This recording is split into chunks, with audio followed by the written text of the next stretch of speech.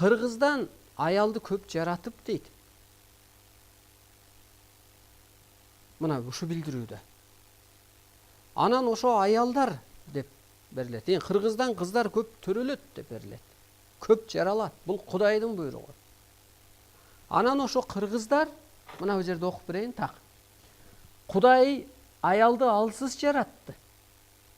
Мына Кудай аялды алсыз жаратты. Күрөшүп келсек, жана эркек уруп коет го. Көзүн көгала кылып коет. Ошо сыяктуу алсыз жаратты. Күрөшсө, мындай салмак боюнча. А бирок өзүнөн кийинки Кудай өзүнөн кийинки кереметти, кудуретти, касиетти, сыйкырды, амалды, эң башкысы жоопкерчиликти аялга берди.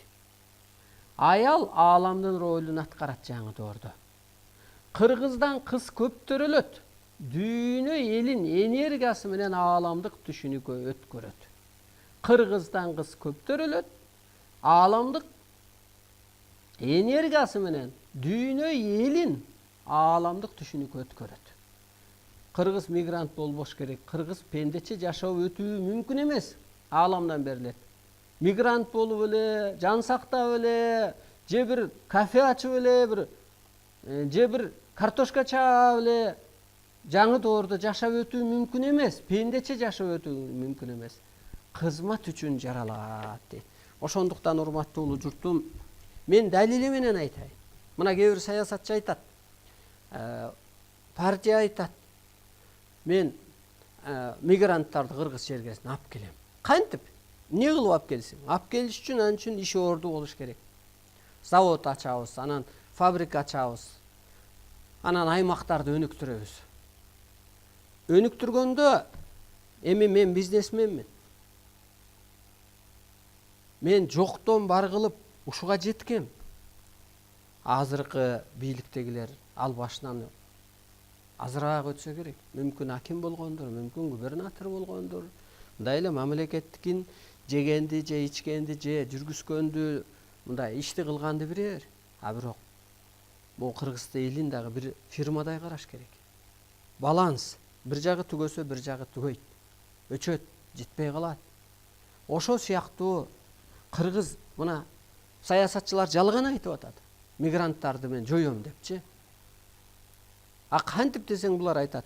Мен завод ачабыз, анан фабрика ачабыз дейт. Сен заводдон чыгарган продукция, сен фабрикадан чыгарган продукция.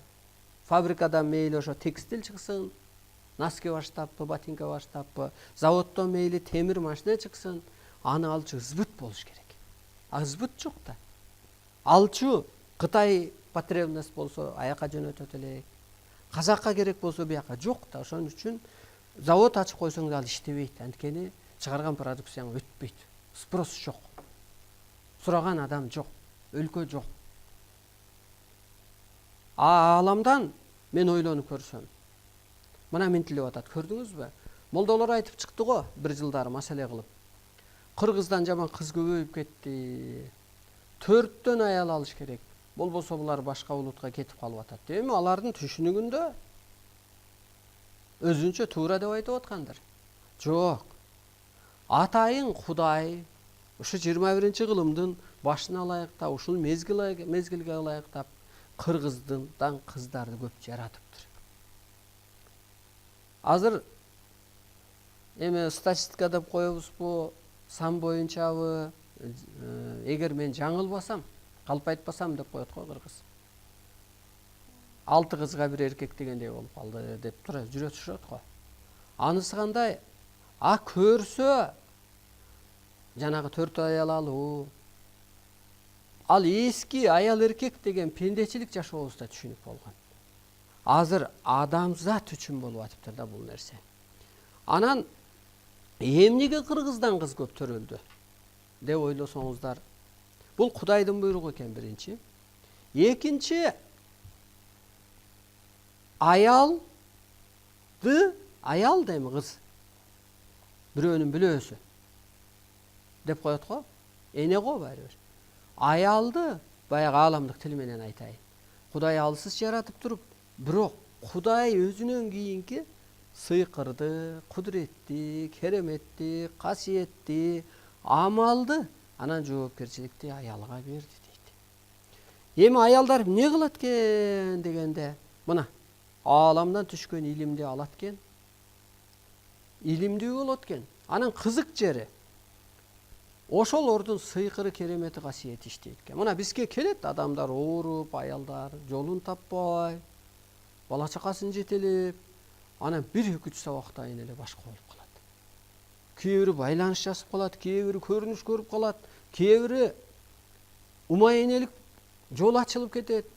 Көрсө өз ордун тапканда эле кыргыздын кыздарында, аялдарында кудурет иштеп баштайт экен. Мындайча айтканда, 6 катар ааламдын, арбайдын, периштенин, инопланетяндын ролун аткара алат.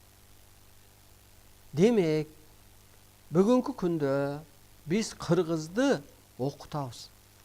Мына жакында.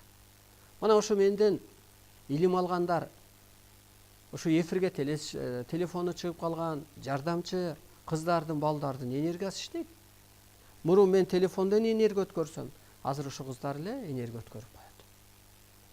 Ушул кыздарды, ушул балдарды, ошо менден илим алган, касиети ачылган, энергиясы толгон, то есть ааламга айланган, ошо кудай сыпатка, арбай сыпатка өткөн кыздарды ошко чакырат, келип сабак өтүп бериңиз деп, көлгө чакырат, топтоп койдук сабак өтүп бериңиз деп. Мына ошо сыяктуу эле кыргыздын кыздары башка тилди үйрөнгөнү да бекер болбоптур. Башка жерде жүргөнү да бекер болбоптур. Бирок эми ал жерге барып бут катары жөнөкөй кызматкер болбойт экен. Тетирсинче куткаруучу, окутуучу, аалам кызматын аткарат экен. Көрдүңүзбү, ошентип миграция жоюлат экен. Кыргыз бул жерде туруп атпайбы? Пендече жашап өтүү мүмкүн эмес депчи. Кызмат үчүн жаралган деп. Ошон үчүн бүгүнкү күндө мигранттардын эми болуп атат бул. Бирөөлөр өлүп келип атат. Бирөөлөр ошол жакшы турмуштан кеткен жок да. Кыйынчылыктан кетти. Көпчүлүк ошо кыздар кетти, энелер кетти. Оорукчан болуп келип атат. Акелер кетти, түкөлөр кетти. Агенелер кетти. Бүгүнкү күндө алар башка жактын жарандыгын алып келген. Россиянын, орус элинин жарандыгынбы, батыш элинин жарандыгынбы? Эми мына ушинтип кыргыз деп паспорт алгандары көбөйөт деген ушул экен. Ошондуктан урматтуу улуу журтум, кыргыздан кыздын көп жаралгандыгы дагы бул бар куткаруучу болот экен. Анан ойлоном да, булар кандай кыргыздар, мындай кыздар, энелер биринчи эркектен да мурун кызматы болуп калат деп ойлонсом, ошо энелерде, аялдарда, кыздарда эмоция жок болот экен. Эркектеги кысылгандуулук, уруш чыгарып ийгендик, көтөрүмсүздүк. Анан чын эле Кудай эмнеси менен касиеттүү? Кечиримдүүлүгү менен. Ушу кудайлык, арбайлык сыпат, периштелик сыпат ушу кыздарда, энелерде, аялдарда бар. Эркекке караганда ким кечиримдүү? Аял. Эркекке караганда ким мээримдүү? Аял. Ким сезимдүү? Бул жерде так берилет. Эркек канчалык кыйынсынган менен аялда амал-көйлүүлүк басымдуулук кылат. Ким төлгө тартат? Аял. Ким баланын жүрөгүн көтөрөт? Аял.